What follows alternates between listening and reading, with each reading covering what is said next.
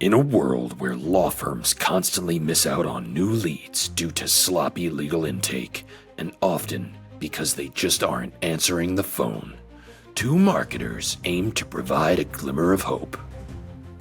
I thought we agreed we weren't going to do the announcer thing. Thank God, because that hurts my throat. You do the intro. Gladly. I'm Tony Prieto, and this is my colleague Nick Worker. Believe it or not, we're marketing professionals. Well, I think you're the professional. But we are true experts when it comes to all matters legal intake. For over a decade, our company, Answering Legal, has helped ensure that growing law firms never miss out on connecting with new leads.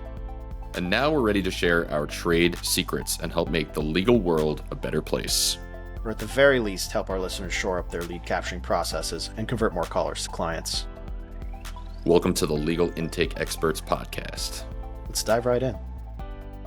We are back once again on the Legal Intake Experts Podcast, presented by Answering Legal, produced by producer Joe. I am Nick Worker, joined as always by my co-host Tony Prieto, and I get to ask my favorite question. Tony, how are you today, buddy? I'm doing well. One of the funny things about this podcast is we batch these episodes, and we're always very upfront about that. It's great. Advice for content production, right? Like if you're a lawyer and you're making 10-minute videos on explaining a legal topic, make 5 of them. It takes you an hour and a half. You'll be good. That also means that we always date our episodes. So we are recording these episodes a few months ahead of time, but this one is going to be dropping right around America's 250th birthday, July 4th, 2026. At the risk of sounding like, what is her last name? Jennifer Coolidge. At the risk of sounding like Jennifer Coolidge in what I believe is the American Pie franchise, I feel like I should be eating a hot dog right now. Me too. I mean, I am a hot dog person over burgers. If you put a burger or a hot dog in front of me, I'm taking a hot dog every time. I, however, am, as much as I love food, and I will always talk about food on this podcast, including, I'm not very good at eating a lot of it. If you were at the 4th of July hot dog eating contest, how many hot dogs do you think you could eat 10 minutes on the clock? First of all, I'm very proud of myself for not attempting my first Jennifer Coolidge impression ever. Because don't worry, it would have gotten cut. I love impressions. You know me, I love a good impression. Yep. I like to do a good impression. I'm not going to... Listener, the cutting room floor is full of impressions. That's true. And I have been a part of this debate before here inside this building. And Joe alluded to the fact that we were going to talk about this. So are we talking like... You asked me how many hot dogs do I think I could eat in the contest itself? In 10 minutes. In 10 minutes? Yeah. In 10 minutes, that's tough. In 10 minutes, I'm going to say 6. I think I could eat 6 hot dogs. 6 hot dogs. I think I could. There's a local burger place around here that has a burger eating competition, and the record was like 15 burgers. But the rules are... No. There's no time. The rule is you can't get up. Okay. You could sit there all day, eat as many burgers as you want. The rule is you can't get up. My friend said, that's silly. I'm not going to do that. I'm just going to eat 15 burgers as fast as I can. He got 4 burgers in. It took him, less than a minute per burger. It was like 1, 2, 3 bites done. And then he said, I'm done. I just can't do this anymore because it's the bread. It's 100%. It's the bread. I tell you what, I have this. It's not a joke. I shouldn't say this is a joke. I told Delisi this before the show in, do you call that pre-roll? I don't know. I'm not a producer. Joe will tell me. But this mustache was supposed to have been eradicated a long time ago.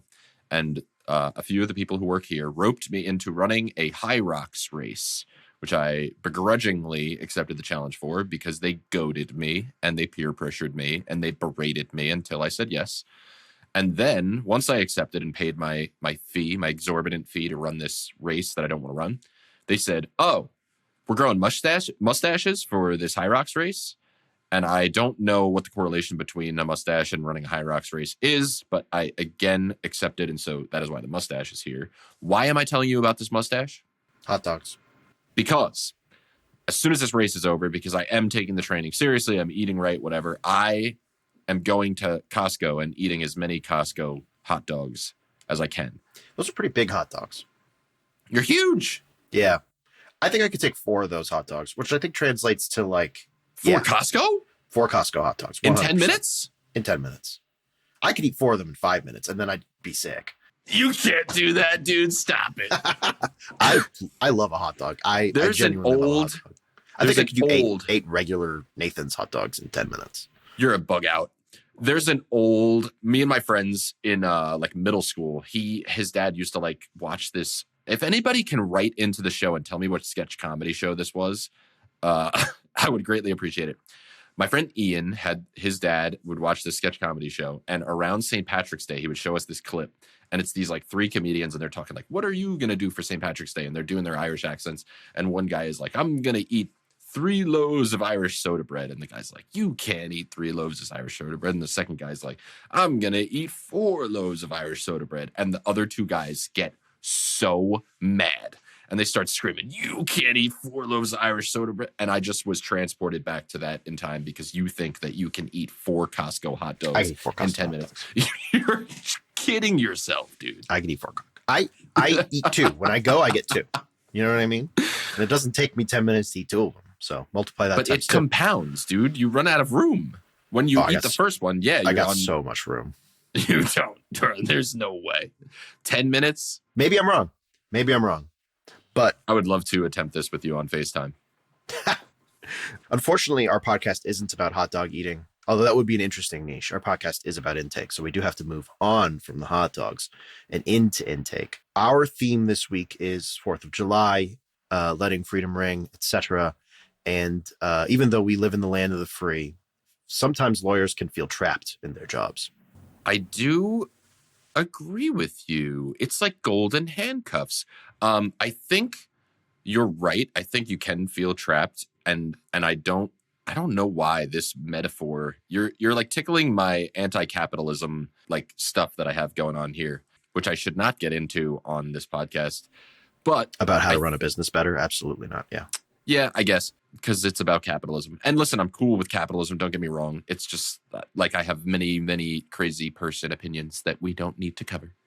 And what I think you're saying is that like the entrepreneurship or the entrepreneurial journey of a lawyer into law firm ownership is like this very bootstrapped. I mean, unless you like inherit a law firm or something like that. I don't know. Sure. Those happen. But you start by yourself and you have to do everything. You have to be the lawyer. You have to be the person answering the phones and doing the intake and evaluating leads and corresponding. Like you have to do all of it. And that I think is a little, I'll call it daunting. And to go alongside of you and your trapped metaphor, I will call it claustrophobic. And I will not tell the story of my wife getting trapped in an elevator. I got trapped in an elevator once with my mom. It was great. We had a great time. And she's That's claustrophobic. My job was just to keep her entertained while we waited for the fire rescue people to come and take us out of the elevator. She worked in an old building in downtown Miami at that time. One of the reasons that you can feel trapped in your job as a lawyer is that every single phone call, every single potential new client for many law firms, though not all of them, just represents so much money that there's this urge, you have to be productive. You have to bill by the hour, but also the more clients you get in, like each one represents so much money that each of them feels so important. And they are important. They're people with legal problems. They're struggling and your job is to help them. But there is a line between doing that and hurting yourself. And we could talk about how your intake process can help you push out of that claustrophobia and create more freedom in your life. Yes, I do want to highlight one thing because you said like they make so much money, and it is true that like a lot of the case values for law firms, especially who work on contingency, are so high. I just want to give one shout out to law firms who do work on contingency. Do you know how generous that is and how generous a lot of law firms are with people who can't afford? There are so many law firms out there doing so much work for free. It will blow your mind, and they should probably brag about it more. But I think we should start, and I should not go on that tangent because I can. What I do want to talk about is like the early because this is kind of what we're talking about, right? You want to obtain your freedom.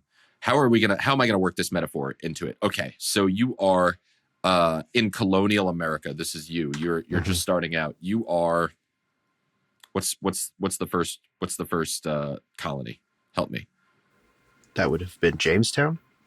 Yeah, okay. You are Jamestown. You are a fledgling colony. You don't have a receptionist, you don't have paralegal, it's just you, a phone, and a desk in an office space, right? And every time the phone rings, you meet and encounter a new cash crop. You've discovered corn. This metaphor is going to get real tied up. Okay, keep going. Corn. You've discovered corn, and every time the phone rings, you get more corn, dude, and you're gonna send that back to good old jolly old England. Yeah, jolly old. I'm losing it over here. Anyway, To me, the whole overwhelming thing about law firms who are just starting up is that every time the phone rings, it's this enormous trade-off. I have to stop what I'm doing. I don't know what's on the other end of this phone call. I really hope that it's a really good case for me and that like I can sign up this case, but it's also going to be a lot of work for me to talk to this person. And what if it's not a good case for me and I have to like be nice and either refer it out? We were just talking to Delisi, or reject the case outright. It could be any number of things, right? And so that task is so what's the word? Daunting. It traps you. Yeah, daunting. Absolutely. Now, here's the thing, is that not all of that requires you, specifically the attorney, the law firm owner. There's a mindset that, especially for smaller law firms, you're in charge. The buck stops at you. And at the end of the day, you do have to get involved at some point because you're running a law firm. You're the lawyer. You have to dispense your advice, practice the law, and usually secure the client as you're the last step in the intake process usually.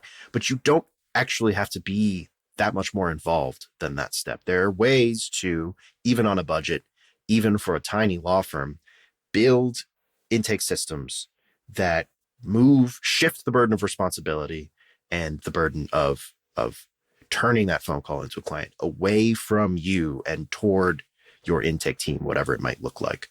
What are some of those ways, Nick? Pop quiz. Are you just starting out? Are we in the same metaphor?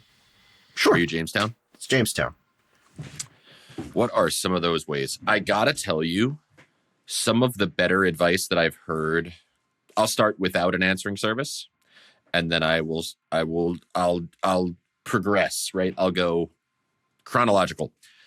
You just start out, change your voicemail greeting to be super professional, script it out, right?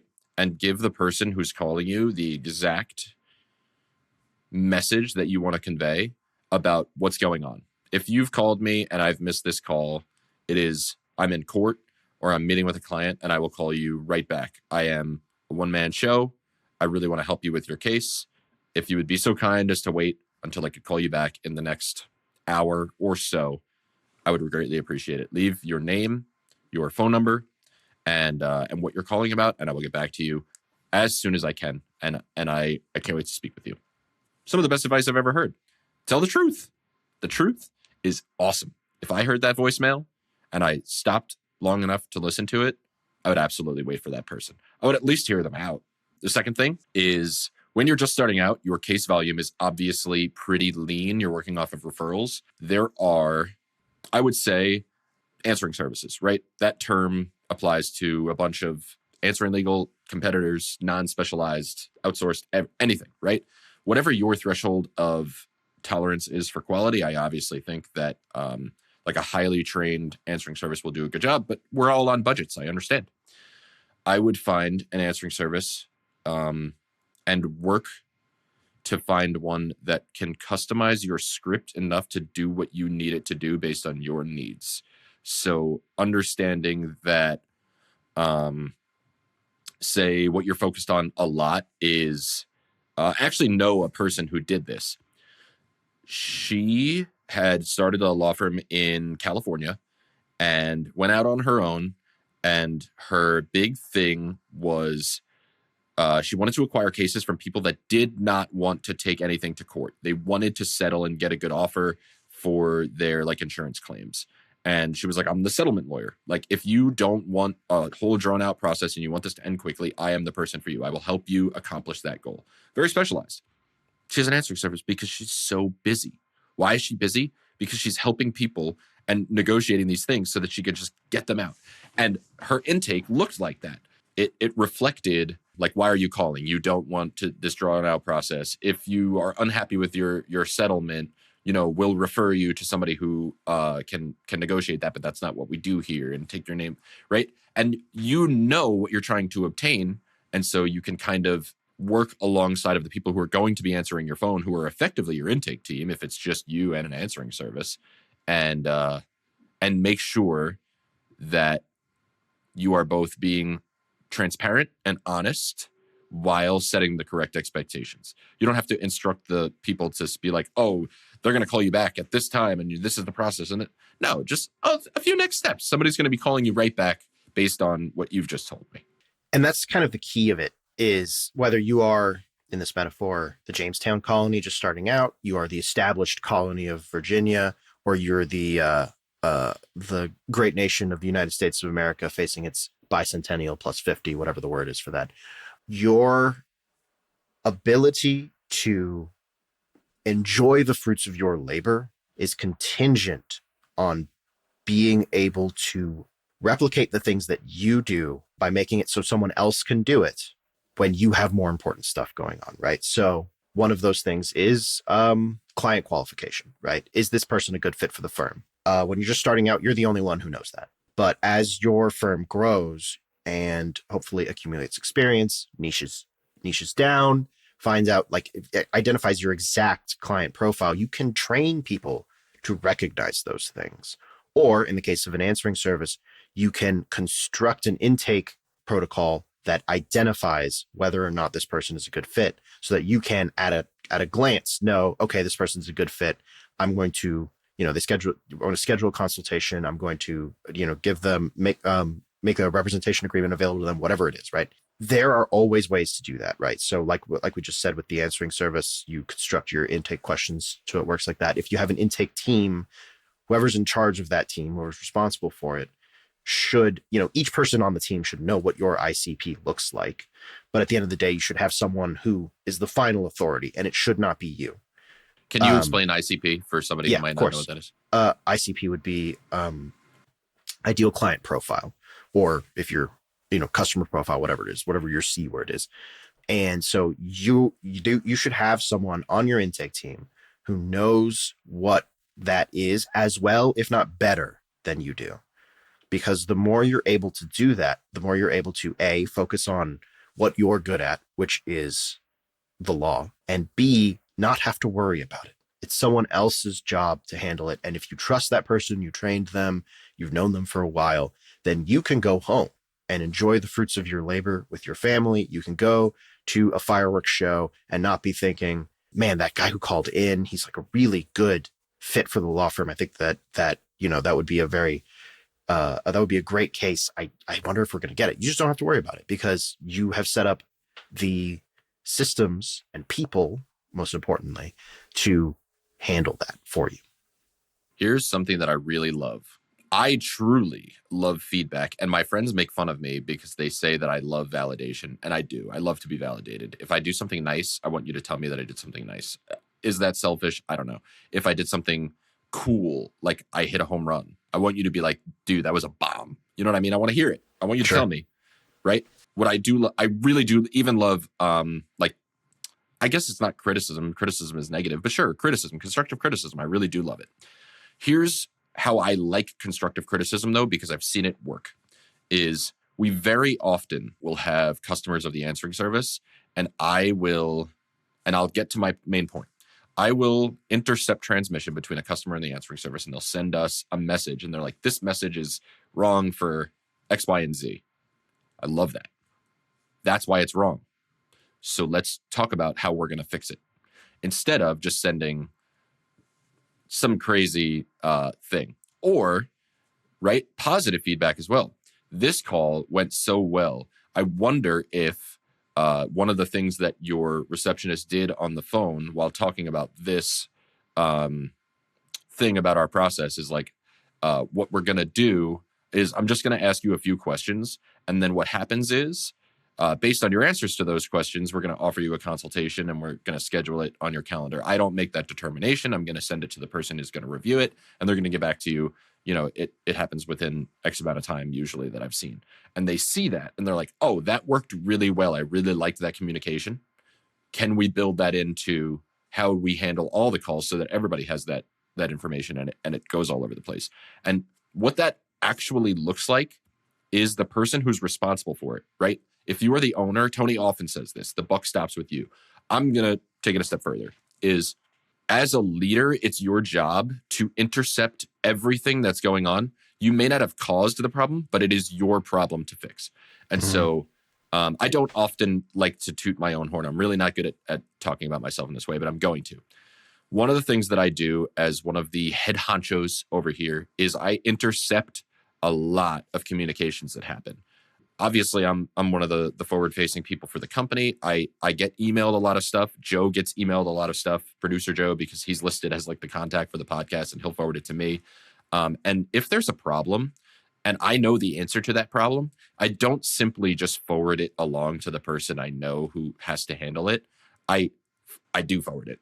I go and I speak to this person about my understanding of what's occurring in the problem, right? And we talk about how we're going to fix it. And then I can help them, right? It's incumbent upon you to consistently learn about the way that you want to care for your clients and answer the phone and do the intake and iterate on that.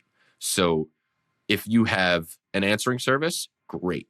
Every time that the answering service does something good that you want them to replicate, tell them that, right? For us, it's as simple as an email, and we'll be like, got it, done. We did X, Y, and Z. This is how we're going to do it in the future. Or you could call us and we'll have a chat on the phone too. But a lot of lawyers are really busy and they fire off emails, and the emails are 24/7. The phone you have to call, and you know what I mean? Like, you have to speak to someone, have a whole conversation. It's the same thing with your intake team. If you listen to a call or review a call, or they're super excited about something that somebody said and they want to get informed, and they ask you, was this a good fit? And you tell them why it was, they're going to figure out how to do stuff on their own, right? And that's removing yourself as the bottleneck. That's being a cultural leader. That's setting a precedent, and that's giving people ownership over what they're supposed to do. The thing that that requires is the right mindset, though, right? Like, we talk a lot about how, and we hope you're here for this reason. We're here to help lawyers improve their intake, run better firms, run better businesses. One of the things that almost, all business owners, entrepreneurs eventually have to confront is that this is no longer their baby, right? I mean, that's true of children as well, is that eventually it's no longer your baby. It's an adult, and it has to make its own decisions. In the same way, the business is yours when you're the only person and you're scrappy and small and you're starting out. But as it grows, you're no longer scrappy, and you don't have to perform as if you're the scrappy underdog, because once you are a, small, mid-sized law firm that has a dedicated niche and a local market that you have that knows you're just not the scrappy underdog anymore. You are probably just a dog if you're not the big dog. And you don't have to act like a scrappy underdog anymore, because the things that worked when you were scrappy are going to hold you back when you are not small anymore.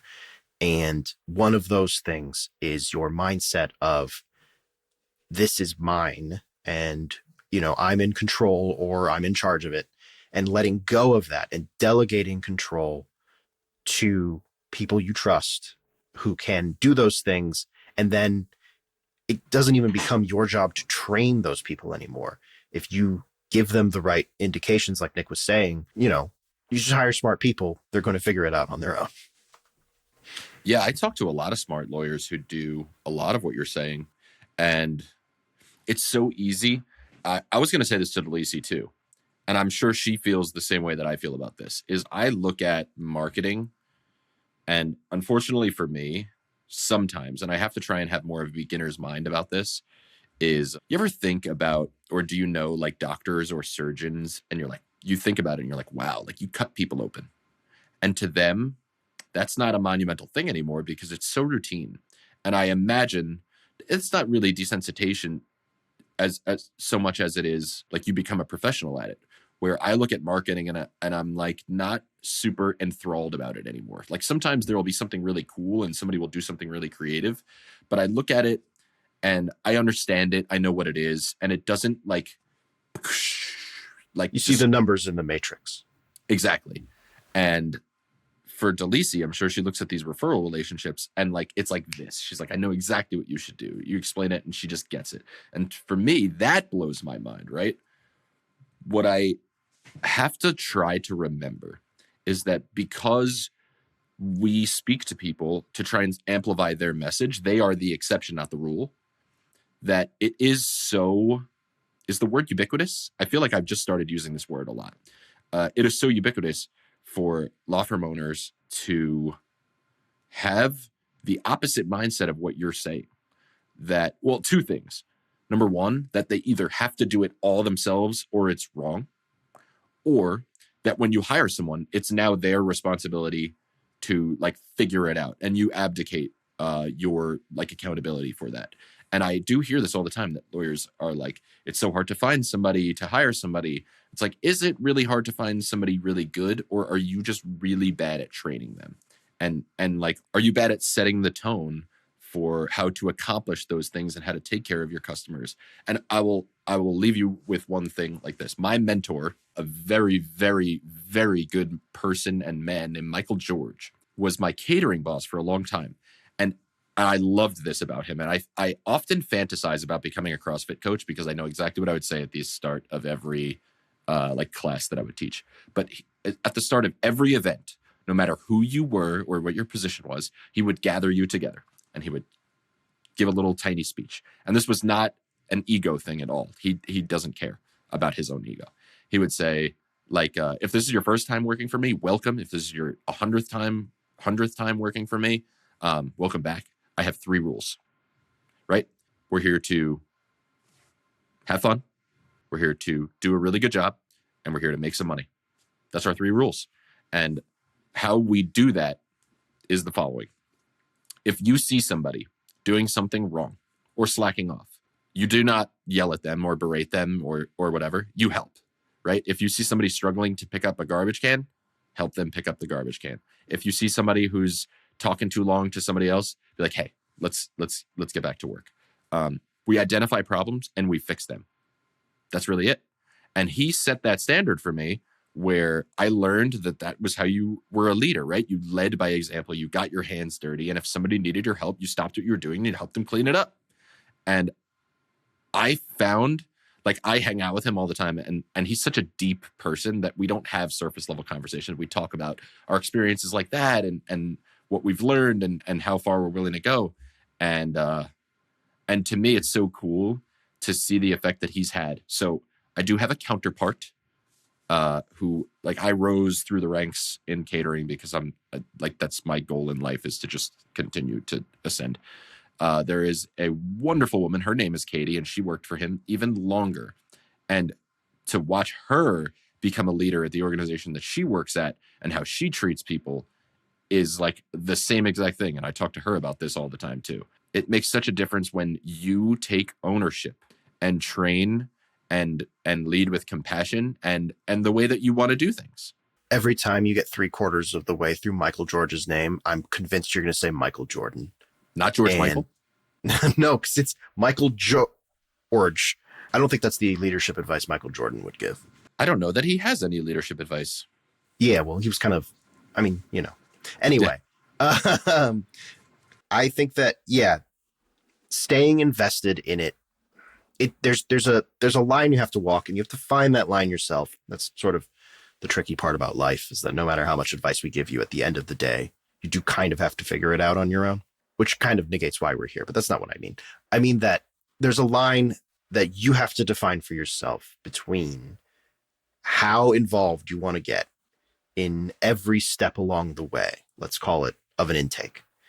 And you can take advice from as many different corners, like ourselves, as possible to give you sort of heuristics, right? Best practices, but you need a certain level of investment, of course, because it's your law firm, but you shouldn't be 100% invested, because then you're going to have nothing left to invest in anywhere else in the law firm or anywhere else in your life, right?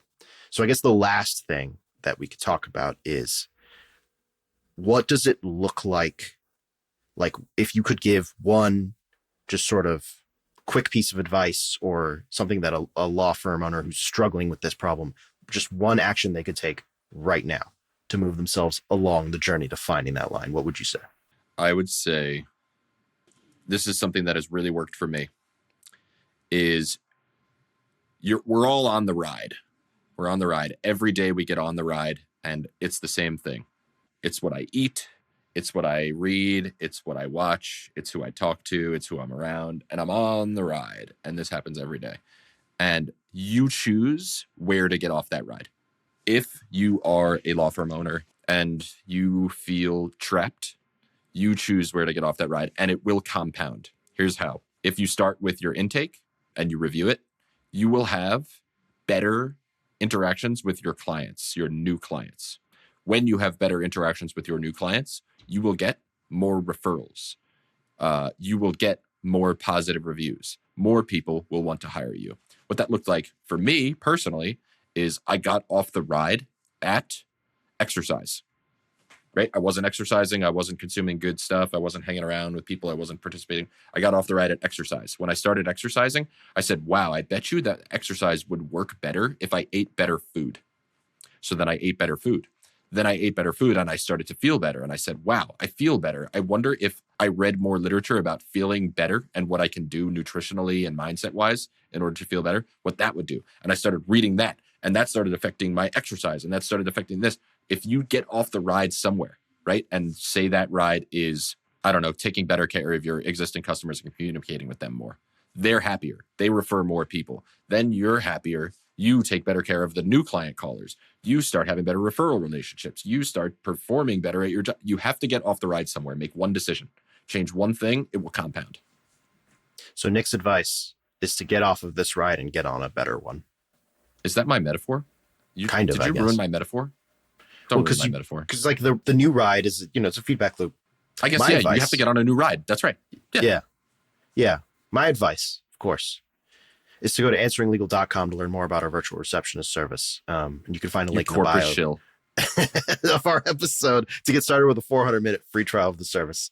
And so we're done. Wow. Tony, thank you for making sure that we get paid. I appreciate you. I really, truly, at the end of that, I'm going to use the word diatribe again. At the end of that diatribe, I hope that this episode wasn't aimed specifically at like note-taking, but inspired you to try to change one thing about your intake that can improve your overall quality of life and the way that your customers hire you. Yeah, just remember, you can get off this ride. If you don't like your ride, life's a theme park. There's going to be a ride you're going to like. Yeah, I like that. That's good. I'm getting on the teacups. Anyway, be sure to join us on the next episode of The Legal Intake Experts. All episodes of the show can be found on Apple Podcasts, Spotify, Amazon Music, and the Answering Legal YouTube channel. Thank you all for listening, and we'll see you next time, everyone.